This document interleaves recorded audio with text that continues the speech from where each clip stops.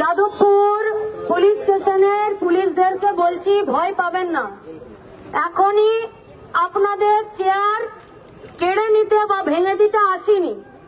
হাঁটু না কাঁপলে, যদি বুকের পাটা থাকে, তাহলে প্রাপ্ত বসুকে অ্যারেস্ট করে দেখান। এখনো এই রাজ্যে ঘুরে বেড়াচ্ছে একটা ছাত্রের উপরে গাড়ি চালিয়ে।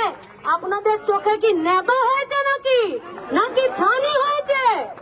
দেখতে পান না? আরে কার মাথায় হেলমেট নেই, চোখ তখন ছানা বড় হয়ে যায় পকেটে গান্ধীজি আছে কিনা দেখার জন্য। আর বড় বড় চোখ নিয়ে দেখতে পেলেন না একটা বাচ্চা ছেলের উপরে রাজ্যের শিক্ষামন্ত্রী গাড়ি চালিয়ে দিল। আবার একটা তৃণমূল নেতা বলছে কালকে 1 মিনিটে নাকি যাদবপুর দখল করে নিবে, বলেছে না?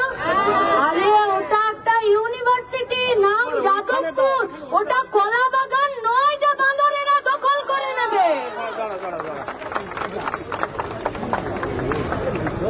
গণতান্ত্রিকতা, মানবিকতা, নমনীয়তা এবং সরকারের দায়িত্বশীলতা প্রমাণ করে আন্দোলনের মাধ্যম পর্যায়ে কি হবে। দীর্ঘদিন ধরে পশ্চিমবঙ্গের কলেজ ক্যাম্পাসে, ইউনিভার্সিটিতে, স্কুল পরিচালন সমিতিতে নির্বাচন নেই। কেন নেই কেউ জানে না, अज्ञात कारण, किसी को नहीं पता। किसका मर्जी से यहाँ पर इलेक्शन नहीं होता है? किसका मर्जी से इंटरिम उपाचार्यरा आज के यूनिवर्सिटी को बसे आछे, किसी को पता नहीं। क्यों? जीबी मेंबर में कौन सा दल का कौन सा मंत्री वहाँ पर कुर्सी में अपना पैर हिलाता है, किसी को पता नहीं। वो जवाब दीते হবে না রাজ্যের শিক্ষামন্ত্রীকে, নাকি তিনি শুধু বলেই খালাস যে বেশ করেছি, নিজের দলের ছেলেপুলেদেরকে চাকরি দিয়েছি? মাগনা নাকি বানের চলে এসেছে চাকরিগুলো? দিন রাত তৃণমূলের দলের ছেলেপুলেদেরকে চাকরি কেউ মানা করেছে কি? কিন্তু তার আগে তো দুটো শব্দ বসাতে হবে যে বেশ করেছি, নিজের দলের ছেলেপুলেদেরকে চাকরি দিয়েছি, যোগ্যতার নিরিখে চাকরি দিয়েছি। প্যান্টের পিছনটা হলুদ হয়ে যাচ্ছে, যোগ্যতার নিরিখে শব্দটা বলতে পারছে না এ রাজ্যের সরকার। ছাত্ররা দাবি জানাতেই পারে যে নির্বাচন চাই, ছাত্ররা দাবি জানাতেই পারে কলেজ ক্যাম্পাসে গণতন্ত্র চাই, ছাত্ররা বলতেই পারে যে আমাদের পঠন পাঠনের ব্যবস্থা তার উন্নতিকরণ ঘটাতে হবে, ছাত্ররা বলতেই পারে যে পশ্চিমবঙ্গে, ভারতবর্ষে যে লেখাপড়ার খরচ বাড়ছে সেই খরচ কমানোর জন্য কলেজ ক্যাম্পাসগুলোতে নির্বাচন, আর সেখানে ছাত্রদের প্রতিনিধি তারা সেখানে কথা বলবে। এখানে অন্যায় কোথায়? কোথায় অন্যায় এখানে? কেন এই কথা রাজ্যের শিক্ষামন্ত্রী শুনতে চাইলেন না?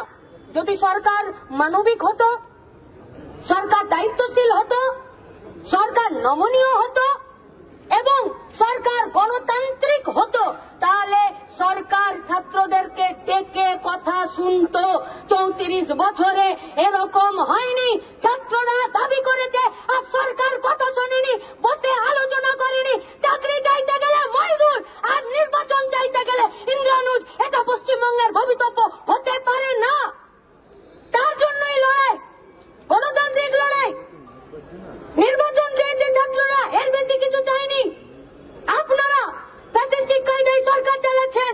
কোন বিরোধী মতকে আপনারা মান্যতা দিতে জানেন না, কোন বিরোধী মতকে আপনারা শুনতে চান না। ছাত্ররা যদি সেদিনকে অন ক্যামেরাটা আপনার কাছে 1-2 প্রশ্ন করত, আমরা কথা দিচ্ছি প্রাপ্ত বসু নাটকের ডায়লগ ভুলে যেত, তাই বলাতে চেষ্টা করেছে। তাই সামনের ফ্রন্ট সিটে বসে রইলেন আপনি। আপনার লজ্জা করে না? আপনি পারতেন না ড্রাইভারকে বলতে যে গাড়িটা থামাও, বাচ্চাগুলো গাড়ির সামনে আছে, আমি নামি, ওরা কি বলছে শুনি, আমি ওদেরকে একটু কাঁধে হাত রেখে বলি যে তোরা দাঁড়া, বস, চল অফিসে গিয়ে কথা বলি। এই গাছ নেই, নেই গাছ। কেন নেই জানেন তো?